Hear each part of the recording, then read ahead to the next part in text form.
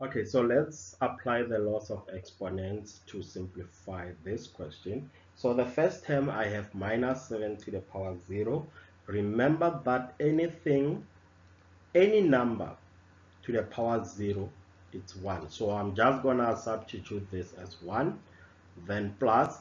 I need to write 8 as a prime of its base. So now I need to write, say, on your calculator, just say 8 equals sign, then shift fact. You'll find that 8 can be written as 2 to the power 3.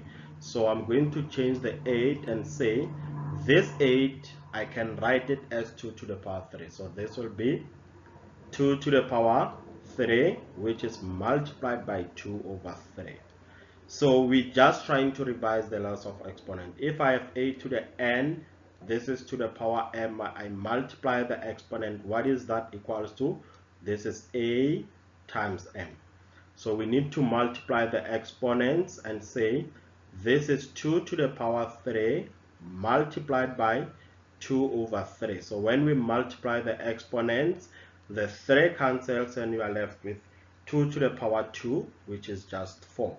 So this is 1 plus 4, the final answer is 5. And this is how we apply the laws of exponents.